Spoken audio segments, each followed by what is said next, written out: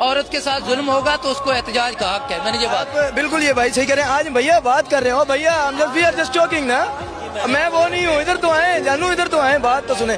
بھائی کہتے ہیں ایک منٹ لیٹ می ٹاک یار. بالکل صحیح ہے, عورت کو حق ہے, اور عورت کیا مرد کیا ٹرانسجینڈر کو حق ہے. They are taking these slogans that are polluting our environment. یہ سلوگن کی اجازت نہیں ہے. ایک سلوگن ہے یہاں پر, میں پڑھ کے سنا دیتا ہوں. میں چاہتا تھا کہ نقل کفر نہ ہو, لیکن اب ضرورت آن پڑی ہے. میں نے سلوگن لکھا ہوا تھا, میں نے فوٹو لی. اس سلوگن پہ لکھتے ہیں یہ, میں 9 سال کی تھی, وہ 50 سال کا تھا. دے آر ٹاکنگ اباؤٹ عائشہ نبی کریم صلی اللہ علیہ وسلم, the perfect personality of the world.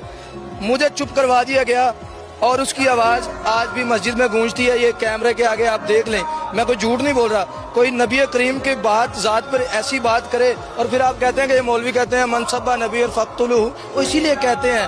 آپ بات کرتے ہیں, بھائی کہہ رہے ہیں نا کہ ان کی بات ٹھیک نہیں ہو سکتی, ان کے سلوگن غلط ہوتے ہیں. اور بھائی بات ہی نظریات کی ہوتی ہے. لکم دینکم ولی دین, انہاں دین انہاں واسطے ساڈا ساڈے واسطے. تو بات نظریات کی تھی. جس کا نظریہ غلط ہے وہ مسجد میں نماز ہی پڑھ. جو بندہ اللہ کے نبی صلی اللہ علیہ وسلم کی اطاعت نہیں نہ کرتا, وہ ایسے پڑھے یا ایسے پڑھے, وہ فارغ ہے, وہ پنیا جائے گا.